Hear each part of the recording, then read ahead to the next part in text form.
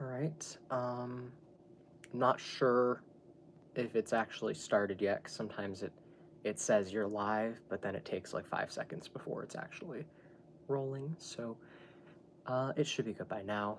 Um, I know I'm a couple minutes early, but I thought I was going to take longer. Usually I'm fussing around with the camera and making sure it's in the right position, and I actually got it into the right position pretty quickly today. So I gave myself more time than I needed, and here we go.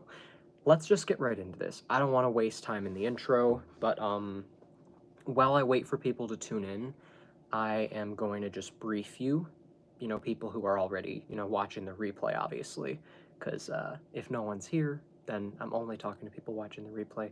So I apologize. It's live. It's a little different from the pre-recorded ones, I know, but this is one that I'm really excited for.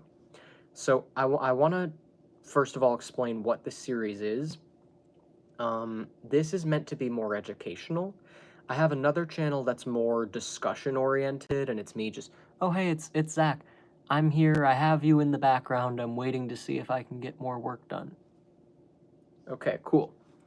So anyway, let's just continue.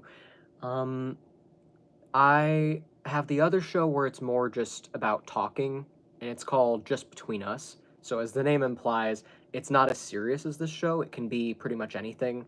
And it's just sort of a way for me to have somewhere else to go that doesn't have to be as serious and focused. It can be more entertainment, it can be just venting, it can be more discussions or serious debates. Whereas this channel, the debates are going to be more focused on being educational and productive. I do have a debate coming up on Thursday. I found someone who wants to do it with me. So at 3 p.m. Eastern Time on Thursday, I'm going to go live and do episode 17 of this show. And it's going to be discussing a couple different topics with this person. I like him. He seems like a respectful person to debate. So even though we disagree on some things, I don't feel like it's going to be a problem. And that's kind of what I really want in a debate on this channel, in this series. My other channel, the other series, the link is in the description. If you want to check out Just Between Us, go right ahead. There's no rule with that show. This show, I try to keep the episodes 20 to 30 minutes. When I'm featuring a guest, they can be longer. They're inevitably going to be longer, especially if it's a debate. But the solo episodes generally are going to be 20 to 30 minutes. That's the goal. The other channel, I tried to have that goal, and I realized it doesn't make sense, because if it's supposed to be more casual, I can just let it go on as long as I want it to. Last week, I did an episode on that show, and one of my old subscribers just took over and started, keeping me engaged. I couldn't end it because I just kept wanting to see what he was going to say next, and it was a whole thing. Anyway, this is morality objective? And the reason I'm really excited for this topic is I have been thinking a lot about this the last couple weeks. So, what I do with the schedule, by the way, is I do live streams every 2 weeks on both channels. So, really, it's every week for me, but it's only every 2 weeks if you're only subscribed to one channel. So, I go back and forth. And sometimes, if I'm doing a debate or something, I might do a spontaneous, like, pop up live stream in the middle of the week, and it won't mean that I'm not doing a live stream again on Sunday, So every Sunday at 8 p.m. is when you'll get a new episode of this. Sometimes I might do an episode in the middle of the week and then do a different kind of live stream on Sunday that's not actually part of this show. But, we haven't gotten there yet, so we'll see. It's a new series. I know this says episode 16, but the first 14 episodes were from like 2 years ago, so it's a revival of an old show. So, without further ado, let's get right into it. Is morality objective? I was thinking about morality the past couple weeks because every time I do an episode of this, it's something that keeps coming up. It's like a recurring theme. And last week I talked about conspiracy theories because I had kind of jumped down the rabbit hole of conspiracy theories, and I was like really baffled by some of the stuff I was hearing, and I just wanted to share my thoughts. And, like I said, I wanted to do it in a way that was more educational, but I was still kind of getting my feet wet with this. this revival of the show. So it went on longer than I wanted it to. It wasn't as organized as I planned for it to be. This already has a longer intro than I wanted, but I'm just talkative and it's live, so it is what it is. We'll just deal with it. It's still going to be shorter than last week's because I really don't have a ton to say on this subject. Obviously, that's not true. Like, I could talk about this for hours, but I had a very clear goal of how I wanted to word how I wanted to word it this week. So we'll start with that, and then if I have leftover time, I'll get into some examples and I'll start talking about other stuff and just, just to really make it extra clear. But I'm not going to go too far over the 20 to 30 minute limit. So, yeah, so when you think about what makes something right or wrong, oftentimes people will try to tie it to religion. And one thing that I keep saying to people about this is that if you say it's right because God said so or it's wrong because God said so, that doesn't mean that there isn't a logical explanation for what makes it right or wrong. That doesn't mean that you won't know intuitively what makes it right or wrong, because even in the idea, even in the worldview where God is the decider of what makes things right or wrong, God is also the one who literally created everything in existence. And that includes you, your brain, your opinions, your thoughts, your logic, everything you're capable of was created by God in that instance, which would mean if his opinions on morality are basically objective truth because everything he is objective, he just is all that there is and everything like that, and it's like his opinions would be objective truth, which means you would feel it intuitively and it would make logical sense because we would have gotten logic from God. We would have gotten everything from God. So even in that instance, you still should be able to make it make sense. You should never just stop at because God said so. Because if it doesn't make sense, how can you actually be sure God said so? How do you know for sure that God actually said that? And then you get into religious debates where people will say, well, my religion says so, and I know everything that's written in the Bible is true, or everything that's written in the Quran, or the however you pronounce the Islam version of the Bible. Everything that's written in there is true. All of the religious texts, it's all true. And I know this to be true. And I ask these people, I say, how do you know? And I've never gotten a consistent answer. The one consistent thing is they're all certain, and it's not possible for them all to be right. Because all of these mainstream religions, they're in conflict. They're incompatible. They can't all be true. So how can they all be so certain that they're right and everyone else is wrong? Clearly somebody's wrong. Could it be everyone? But hey, let's not get into that. I didn't want to debate religion. That will actually be one of the things I'm doing on Thursday, but we're gonna do it in a different sort of way. We're gonna both be sharing our own journeys in discovering our belief systems. So I'm going to be talking about what I believe and how I came to that conclusion, just the whole journey of like how it started and all the things that I experienced, and he's going to be doing the same thing. So that I think is a much smarter way to go about it rather than just saying, I know I'm right because one time this happened or because I read this and it makes sense. It's like, but how did you, I want to know the personal aspect of it. Like what was this journey like for you? And a lot of people are just angry. They have religious debates not because they want to be intimate and vulnerable in that way where they're sharing their story, but because they're just angry and they want to yell at people. And that's not interesting. That's like, entertainment, but not educational. So we're not going to be doing that. Let me read the comment I got. Don't forget the Torah. I know what that is, but for some reason I'm drawing a blank. My brain is like scrambled eggs sometimes. I try so hard to maintain a clear flow of information, and I don't even know. So I know the Torah exists somewhere in my memory, and I cannot place it. I don't know where I've heard that from. I don't even know if it's a joke or if it's a real thing. Jewish Bible. Yes. Okay, now I remember that. Look at me embarrassing myself. I don't even know. I mean, I don't. To be fair, I don't hear a lot of Judaism in the religious debates that I have. It's usually Islam and Christianity. Those are the biggest ones. I'm always hearing a shitload from them. I don't see a ton of Jews talking about their religion. I don't know why.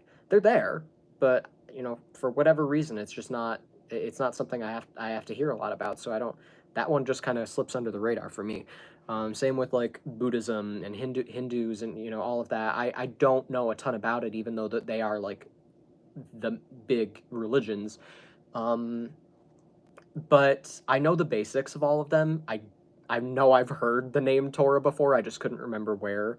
The fact that I was even considering that it could have been in like a satirical context is hilarious. Like I didn't even know that it was the actual name of a serious religious book. I guess I kind of did, but I don't know. Like I said, my brain is scrambled eggs.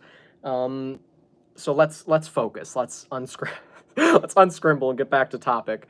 So you can't blame God for morality. Even if it was because of God, God would still make it make sense. So you wouldn't ever have to find yourself saying, I know this is wrong because God said so. Instead, you could find yourself saying, I know this is wrong because logically it hurts people, or hurting people logically is wrong because of A, B, and C. You could, make it make sense. Or you could say, I know it's wrong because in my gut, this something about this just feels terribly wrong. The same way that like if you're, I don't know, like things that we just instinctively and intuitively feel are not right. If you walk past someone getting bullied, you know, you don't need the Bible to tell you that that's wrong. You just know it is. And you also don't need logic. You don't need to ask yourself why. You don't need to sit there and have a moral philosophy discussion with yourself in a moral quandary. You just jump in and save the person who's getting hurt, who's getting bullied, because it's the right thing to do. It just is. Um, so is morality objective? I think so. I think it is. And I want to explain what I think morality mainly revolves around. I think that it's largely about growth and development. In my opinion, I think that the biggest mainstream religions and religious systems out there, they are riddled with patriarchy, which, what that effectively does is it stunts men in growth in pretty much all areas of development in their life. It stunts them from examining themselves, evolving. They basically just stay like children forever, very immature, very needy, but very grandiose and very self-important, and that is enabled and encouraged by what it encourages women to do, which is be sort of like servants and taking care of men and just being um, very much like enabling toxic behavior.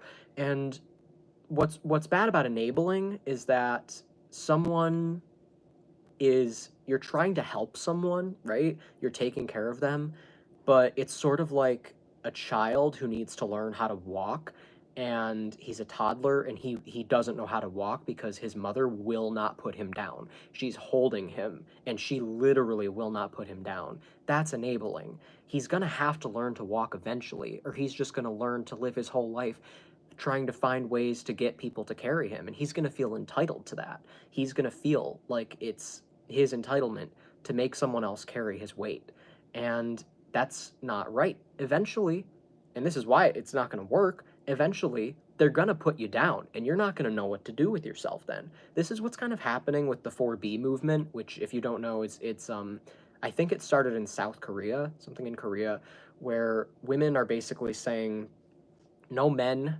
no sex, no babies, no marriage. They're just cutting men off completely. And I think the B means the first initial of something that means no or something in South Korea, something like that. Don't quote me on that, but it's made its way around the world. It isn't just in South Korea, um, and it's in the U.S. What's happening is I think there's a direct correlation with like if you've heard about the men's loneliness epidemic, it's kind of where that's coming from because men are sort of starting to realize how dependent they are on women when they start getting cut off by women. Men don't know, they're so emotionally stunted in their development. They don't know how to make real friends and connections with people. Everything is very shallow, very surface level, or it's echo chambers with people who are toxic and bitter and against feminism and against this and against that, and they just hate everything. And then they all just feed each other's toxicity. Or it's just shallow friendships where you're just getting a beer and you're not even talking about anything deep. You're not even angry, you're just kind of sitting there doing nothing, just taking up oxygen and space. And that's kind of what men have been reduced to, and that's been enabled for a long time by women because of these religious systems and because of just really it's because of the patriarchy. It's just that the patriarchy made its way into religion. I don't know when this happened in history, but patriarchy has been around for a long time, and it wasn't always around. It's not normal in all cultures. It's not natural, but it happened, and it took off, and it's we're reaching a point where the table is starting to tilt in the other direction. So we're realizing that the problem with patriarchy is that it's bad for everyone. It doesn't help men. It enables them to stay stuck, to be stagnant, to not grow or evolve or develop in any areas of their life. They aren't evolving by learning lessons. They're not growing. They aren't saying, wow, this is such a humbling moment for me. And you can only learn if you're comfortable admitting how little you know. You can only grow if you're comfortable admitting how small you are. And patriarchy makes men afraid to be small, afraid to not know enough. It makes men feel like they have to be big and tough and strong and smart. And so they just fake it. And then they don't they don't ever have the willingness to examine what's underneath. It's just all defense mechanisms, and you can tell when you talk to these people, everything about them is fake. It's just there's no depth there because there's no growth. They have no interest in evolving in those areas of their life. I got into an argument with someone last night about whether or not he needed therapy, and I said, I think the fact that you're so resistant to therapy, and you said that it's only for women, and you know better than to be gaslit by some idiot with a psych degree or something, that tells me you need therapy even more. And I explained very clearly why that was, and he kept playing dumb and acting like he didn't get it. And I wasn't letting him get away with it. I was like, this is not my problem. I'm not here to pick you up and carry you through this. I'm not going to explain to you something I know you already know, something I literally already explained anyway, and you're just playing dumb. Don't let people get away with the willful ignorance thing. People know what you're saying. They hear you. They just like wasting your time. Because, like I said, there's that unfulfilled aspect of their social life. They're lonely. They're lonely as hell. They have been using women for what they should be having friendships for. Real, authentic, deep friendships. All their friends are surface level, or they don't have any at all. So they look for that in relationships with women. And then now women are turning them away, so now they're just lonely and they don't know what to do about it, so they will just do anything for attention, and it's all going to be negative attention. They don't care. Attention is attention. So that's what you're seeing a lot of, and it's really unfortunate to look at, but it is a problem. And it's a problem because not only is it hurting the men from not growing and evolving, but think of the other person whose time you're wasting. There's a ton of evidence of like women, for example, taking on all of the problems of men. Like I don't know, there was like a study or something where women were depressed for A, B, and C. But then if the man was depressed, the woman was even more depressed. Or the woman was even more depressed. If you I don't know if you understand what I'm saying, but what I'm trying to say is that if the man in a woman's life was depressed, she would take that on for herself, and that's because of the caretaker uh, ideology. Like, women have to take care of men. Women have to do this. I could break down the men and women stuff a lot. I know I'm talking a lot about that because that's what's fresh on my mind. But I could do a whole separate video on this topic. Obviously, I've already said quite a bit. But how this relates to morality is that it is huge. It's what's going on right now. It's gonna keep coming up, even if it isn't its own video, even if I'm not making a video about it, it's gonna come up because it's relevant and it does relate to a lot of other areas. It's all connected. And how it relates to morality in this case is we often use religion as morality, and religion is causing this stagnation. So the reason that being stagnant, not growing or evolving in any area of your life, I mean, I shouldn't have to explain to you why that isn't good. I feel like it's common sense. But if you need me to break it down for you why that's objectively a problem, it's because it's literally not going to get you anywhere. You are going to be going through your entire life doing nothing but taking up oxygen and space, wasting other people's time and energy, having them carry you through life when they have their own work to do, they have their own lives to live, and you're not carrying your own weight. You're letting people do your work for you. And eventually, they're not going to put up with it, which is what we're seeing right now. They're eventually going to put you down, and you're not going to know what to do. You're going to be sitting there flailing around because you've been carried your whole life. You don't know how to walk. You don't know what to do with yourself. So that is a problem. No one wants that. Even people who are very cynical and don't believe in morality revolving around treating people right, they just believe everything is me, me, me. How can I serve myself? How can I take care of myself? Even if that's where you're going, this is not good for you. This is going to make you feel horrible. You will feel so much better if you learn to carry your own weight and you develop relationships with other people who are doing the same thing, with a growth mindset. It's not like all just, I know there's this mentality that it's just all BS and, oh, don't listen to that. It's just therapy talk and it's junk and it's manipulation. They're just trying to sell you something. Nobody's trying to sell you anything. I promise you, there are a lot of people trying to sell you BS out there. This is not that.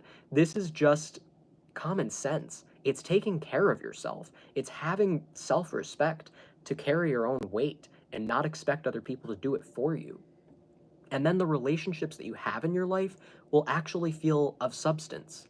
This isn't this isn't rocket science. I mean, I don't even know how this is something we've been avoiding for so long. I don't know how this information is new to so many people. I feel like it isn't. I feel like we've known this. It's just that we don't want to face it. And that's kind of what I was touching on with the intuition and logic. Like, I feel like morality is intuitive. I feel like we all just know the difference between right and wrong deep down. And we have to deliberately tune it out and ignore it. And when we do that, the reason we're doing it is fear, control, manipulation. It's ego. It's this small view of yourself as like sort of like the universe revolves around you and you see yourself as in charge and responsible, and therefore that creates a sense of fear because you're responsible for everything, so you try to control everything. And while doing so, you're kind of cutting out the bigger picture. You're not acknowledging that the universe doesn't revolve around you. You are just part of the universe. You're, the part, like a small part of a giant fabric, and you have to be willing to work within that system. I believe that there is, like universal law and order to things. I believe that it's not just random, meaningless chaos. And if you tune into it, if you pay attention, you'll notice that there's guidance out there. And all you have to do is just quiet down your mind, your ego, and just listen. And there's that still small voice inside of you just telling you what you're supposed to be doing, and you know it to be true. You don't really need anybody to confirm it for you. You know, and only fear and control will tune it out for you. So, what makes something right or wrong, it's wrong to go out of your lane and enable someone, instead of carrying your own weight, going on your own journey and doing your own work, minding your own business. You're always helping other people, always up in other people's business, always the victim, always the martyr. You're carrying everyone else's weight and you're always drained and you're always, I think it's called wounded healer syndrome. You're always out of energy because you've been giving it to other people and they haven't been appreciating it or respecting it. The people you're giving it to, and you probably know this about them, that's why you're drawn to them. It's all psychological. It's not a conscious, it's not like you're thinking this out, but it's just sort of, it fulfills a psychological need to be a victim, on your part. And you just find ways to create those dynamics. You're energetically drawn to people who are going to take advantage of that. And then it's like I don't know, the empath and the narcissist situation. I wouldn't necessarily say that an empath is inherently someone who would be doing this. I mean, my personal thoughts on empaths, I just think that it's a way that some people are, and I just think that it's often misconstrued as something to like brag about. People are like, "Oh, I'm an empath. I know what you're thinking. I know what you're feeling." Usually being an empath is a lot harder than that. Usually you're born um, as someone who's here to bring a lot of healing to the world and help people out. And in order to walk the walk, you have to talk, or in order to talk the talk, you have to walk the walk. So you're going to be born into hardships and trials so that you can actually help people with their hardships and trials. You have to know what's going on. You have to experience it and overcome it for yourself. So you're going to be born into tough situations right away. And your empathic ability is really just part of helping you heal the world around you. But it can often be overwhelming if you're in a crowded environment and you start feeling really depressed or really overwhelmed and you don't know why. It's because you're picking up on what other people are carrying, and they're not doing their work of keeping it to themselves. They don't know how to control their own energy and keep it to themselves. So it just spills over and you pick up on it and you're like, I don't know why I'm thinking about a dead cat. Because the person who's next to you, their cat just died, and they're really sad about it and they're bringing that energy with them. And that's the kind of stuff that I'm talking about. It's often not something to brag about. It's kind of exhausting, but you know, it's it just is what it is. So I don't want to start talking about empaths. I brought up some other topics in here. And again, I want to be clear, like this is meant to be educational, not me convincing you of what I believe in, just me making sense. So if you disagree with anything that I'm saying, you can let me know in the comments. But you don't have to agree with that. You don't have to believe in anything spiritual. You can be an atheist for all I care. You can be religious. You can completely detest a lot of the things that I'm referring to. It's my belief system. I'm entitled to it, just like you're entitled to your opinion. But it doesn't make anything else I'm saying invalid. Like, for example, a pedophile who molests children regularly could walk up to you and say, molesting children is wrong, and that's still going to be true even though they're not living by that. Like, just because they're not acting like they believe it doesn't make what they said any less true. It's still wrong to molest children, regardless of the person telling you that, regardless of their personal life. So there's no need to make it personal. I can believe what I want. I can talk about it, but I still think what I'm saying is backed by a lot of evidence and just logic, just common sense. So, um, you know, make sure you're thinking and make sure you're listening with an open mind instead of a critical. I'll give you an example. Not last week, last episode 2 weeks ago, I had someone comment, and he was basically making it personal. And ironically, he said that he had nothing against me, even though he called me naive twice. So clearly, it is personal. Because I was talking about conspiracy theories. He didn't even watch the whole video. He said he like stopped halfway or something, and he was talking about um, how I'm wrong and I should be questioning the government. And I'm like, I do question the government. I never said I didn't. And he's like, you should be more suspicious of Satanism and Hollywood. And I'm like, again, I never said I wasn't. I just said I think the conclusions people draw about stuff like that is a bit out there, and I would make sure you're being reasonable about it, and also asking yourself, what can you actually do about it? I think the reality of it is when you really see what's going on behind the scenes, things are not as otherworldly as they're made out to be by conspiracy theorists. It's usually stuff that you're pretty familiar with. Like there's pedophilia, there's like money laundering, there's, sketchy deals and shit like that. There's all sorts of corruption behind the scenes, but it's familiar corruption. It's nothing that's going to feel like, what? We've been lied to and the earth is flat, or like, oh my god, everyone worships the devil and sacrifices each other and eats each other. Like that kind of stuff is insane. And I'm not even saying that it's definitely not true. I just think it's unlikely. And I think the evidence that I've seen in favor of it, I think there are multiple other ways to interpret that evidence. And what you have to remember too is that the only people sharing this evidence are conspiracy theorists. This isn't like official knowledge or confirmed in any way.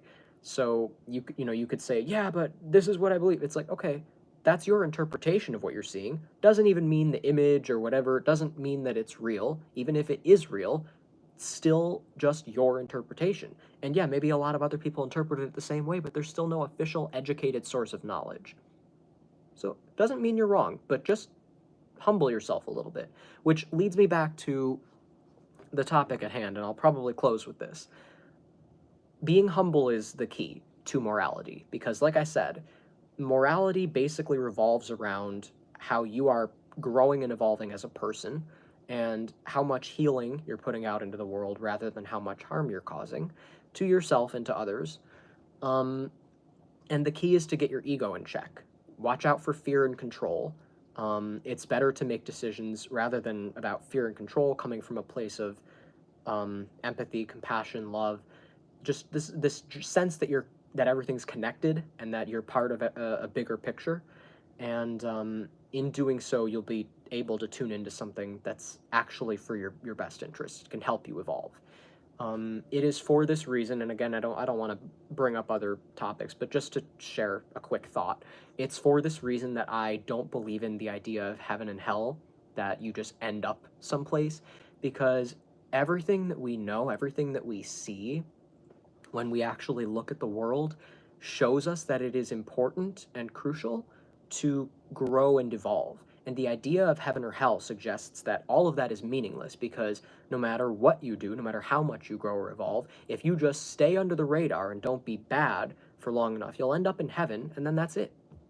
No need for growth or evolution. You've made it to the end. You beat the game. Now you can just sit there and play with the game for a while until you get bored of it, and then you're stuck there for eternity anyway. So, you know, I know people say heaven is beyond human comprehension, and I'm sure that we wouldn't get bored of it because you can't picture it as a human. But come on, you gotta at least acknowledge that that's just a guess on your part, okay? And I have a lot of personal experience and evidence to believe that that is not what happens when we die. And that, the idea of that happening just truly makes no sense to me. And again, with religion being, kind of revolving around like stagnation, it makes sense that they would have ideas like that. You can tell in the US that religion is just like strewn through like the government and everything, because even the way that we are, the justice system, the way that we punish people kind of sounds like the heaven and hell idea. It's like, you're a bad they even make you swear on a Bible you're a bad person, then they just put you in jail forever and ever, and that's it. You're never heard from again. You're expected to get raped. Like, it's just, that's it. Maybe you come out, but you certainly aren't going to come out feeling like you learned anything, feeling like you grew or evolved in any way. People who are criminals should be kept away from other people if they're dangerous, but they should be kept in a place where they're being given constant treatment and help from professionals. And it's not enabling, because that's their job. It's their job to help them. And they're basically like in a timeout, but they would still have to choose. There are people who are going to be stubborn and they're going to stay there their whole lives, but at least they know that it is possible for them to earn their way out. And I'm sure if we actually prioritized it, we could come up with a system to test when someone is actually choosing evolution and growth versus when someone is faking it. So I also would look out for people who fake it, because there are some very manipulative, creepy people out there who try to put on this facade of perfection. They're exactly what you want them to be. But like I said, if I want to talk about like dating and stuff to look out for, that's a whole separate topic. And I find it fascinating. I love learning about this kind of stuff because I know it. Like, as soon as I hear it, I'm like, yeah, that is so true, and I've seen it. I can immediately think of an example of times where I've seen it. So it's fascinating to me, and it is really important. So yeah, I did like a 5-minute intro, and I've gone over for about 4 minutes, so it balances out. We'll say this is about 30 minutes. Yeah, is there anything else I want to say before I wrap this up?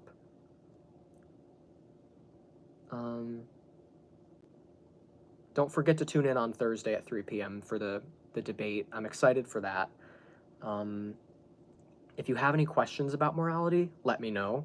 But the basics, it's that you definitely should make sure that you're focused on growth and evolution. Focus on yourself. not over giving and getting all up in everybody else's business, and that you aren't being taken care of by a bunch of other people in a way that's unbalanced or unfair.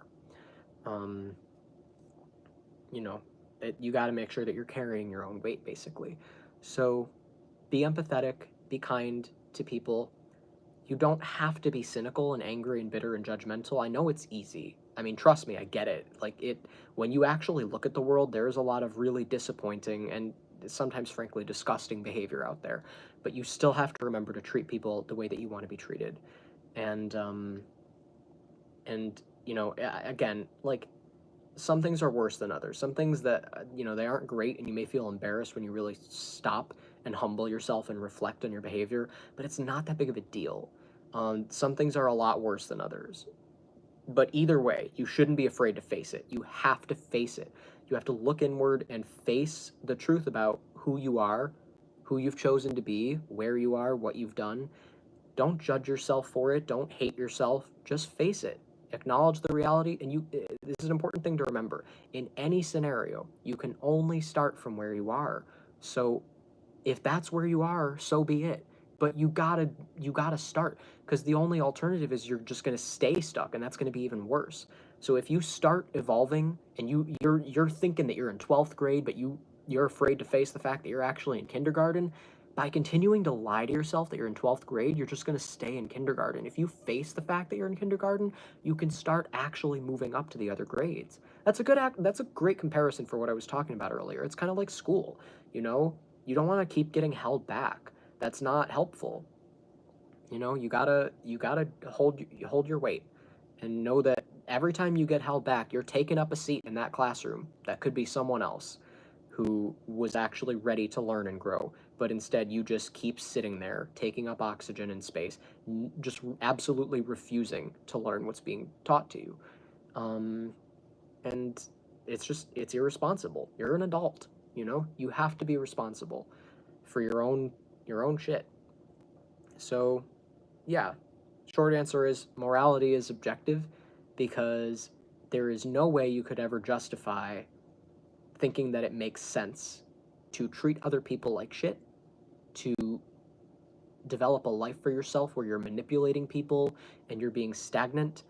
That isn't good for you. It isn't good for anyone else. It just hurts you. And why would you want that? Just why? you know so I guess you could make the argument that morality is subjective, simply because some people disagree, but I would say some people are just wrong or not thinking it through all the way. Hopefully this video helps with that. But when I have someone on here to debate me, what I like about that is that you can have someone kind of keeping you in check and saying, like, well, hold on, I don't know if that makes sense, or but what about this, and just to help you not overlook anything that you might be saying, because maybe you're wrong or maybe you're right, but you just didn't explain it in a clear way, and then you have someone there to help you do that. So I think of the debates that I like to do, at least the educational ones on this channel, in this series, are going to be both people trying to educate the audience and each other and learn from each other. It shouldn't just be two people who know they're right yelling at each other and trying to convince the other one. That would be more just for entertainment, because it wouldn't actually be educational. You can't learn from two people having an argument. That's not productive. There needs to be a voice of reason. There needs to be someone who's educated, who's speaking, and then when you bring in some uneducated person who doesn't know what they're talking about, all that's really doing is making people question things that don't need to be questioned, scaring people, getting people riled up. I use the flat earth example. If you want a perfect example of this, there is a video on the channel Jubilee called Flat Earthers versus Scientists. The scientists are a perfect example of someone who is interested in truth. You can tell based on the way they talk. And the flat earthers are an example of fear-mongering, paranoid, angry people who their audience is just going to become paranoid and fearful and not, just start living in echo chambers, and they're not actually going to be learning anything or getting anywhere or teaching anything productive or helpful. They're not trying to change anything. They're basically, their whole MO is that they believe that they're better than everyone else. They get to think of themselves as having some secret knowledge that makes them superior, and then they get to call everyone else idiots. I mean, the flat earthers in that, they asked, do you believe the other side is uneducated? The scientists said no. They said, well, they're differently educated, but they're not uneducated. And the flat earthers said yes. They actually called the scientists uneducated. I'm not making this up. So that just gives you an example of what what drives them is. It's they like to feel like they know more than other people. And every flat earther I've ever met or talked with, that's how they talk. They're better than you. They know more than you. But they don't do anything with that information. They're not teaching it. They're not trying to educate people and make the world a better place. They're just scaring people and making people untrusting, and it accomplishes nothing. Oh, I feel like I'm lost in the loaf. Well, I was about to end the live stream, but I'm going to wait for you to explain what the loaf is, because does that say L-O-F-E? That does say L-O-F-E. What does that mean? Is it a typo? Or am I just out of the loop? Life? I feel like I'm lost in life. Oh, now I see. Did I add a the? I think I might have added a the when I read that in my mind. I feel like I'm lost in life. I can see that now. I think I said the loaf. Well, that's unfortunate. But I can help you with that if you want. I mean, I don't mind guiding people who are seeking guidance. It's something that I enjoy doing. But you're feeling abandoned. Yeah, let me know. We can like pick out a time where I can talk to you about it. I don't have time tonight. I got stuff that I gotta get done, but I'll help you with that. I don't, you shouldn't have to feel lost and abandoned. Like I said, as long as you're willing to, to listen and like actually work with me, I don't mind working with anybody. I haven't gotten around to it because to be honest, I don't know where to begin. But I wanted to like start my own website and make my own business offering a service of just like kind of like life coaching or therapy. But, I would just have to clarify that I'm not licensed in that field, but I can still just offer an unlicensed version of it. As long as as long as you actually, have the information of what service you're purchasing, it's legal. It would only be a problem if I was pretending that I was licensed when I wasn't. So, at least I think that. I can't imagine that not being the case. I feel like I've looked into it, I just forgot. But either way, I have a great amount of knowledge on psychology, even though I don't have a degree. And I love helping people. So that is something that I'll hopefully someday set up for myself, and hopefully I'll get a good clientele. That would be ideal if I could make money from doing something like that. That I would actually feel is worth my time and energy. I mean, I would almost do that for free, but honestly, obviously, I need money. No one can give away their time and energy for free in this day and age. It's just not realistic. But at the same time, too, you don't want people taking advantage of you. And it is important if someone is willing to pay. It shows that they actually value the service they're getting, and that they're willing to step up and do the work, or they wouldn't spend the money on it. So that is a good filter too, for the people who will just take and take and take and like drain the shit out of you. But if you're doing work with people as like a therapist or whatever, you need to have boundaries. Obviously, even if someone is taking and taking, you gotta not care. That's their business. You only care during the hour that they're there for, and then you just let it go. So this went on like 10 minutes longer than I wanted to, but it's not too bad. I need to be held. Aw, that's so sad. All right, well, have a good night, everyone. I'm excited for Thursday. I haven't done a public debate with someone I don't know ever. I did a debate with my friend Billy like a year ago, but I've done discussions with the one who's commenting right now, Aaron, but I haven't actually featured a stranger yet. So this will be new. This will be interesting. We've been texting. I think he's a perfect, like the ideal type of person that I would want to have debating with me in the first place. So hopefully we can set an example of how two people with opposing worldviews can still treat each other respectfully instead of just yelling at each other and not really getting anywhere. Because do you really want to believe that everyone who disagrees with you is just a lost cause? Don't you want to believe that you can give them the benefit of the doubt, that they're capable of learning and growing and evolving. And don't you also want to consider that maybe they know something you don't? Maybe you could be wrong. Now, granted, you know, that may not be the case. And if maybe you've already considered that, but that still doesn't mean you should be arrogantly judging and yelling at everyone who disagrees with you. Maybe they don't have access to the same information you do, or maybe you didn't always. I mean, can you remember a time when you didn't have that same political view? Can you remember a time when, maybe you went on a journey and you changed your mind on something? Everyone is capable of changing their minds, but they're not going to do it if you're taking the stance as their enemy. If you're choosing to be in opposition to them, you have to be willing to work with them and treat them like a human being. So I don't see a ton of that in debates, unfortunately, and it's just like animals yelling at each other. So hopefully we can set a good example and show people that it's possible. um, anyway, like I said, link to the other channel is in the description if you want to watch Just Between Us. That's more casual, just hanging out, than educational. But hopefully this was educational. I know I went on and I derailed a little bit. I started talking about stuff that really wasn't exactly related to the topic, but I'm proud of what I said in this video. I think that this was pretty productive and did generally revolve around the question, is morality objective?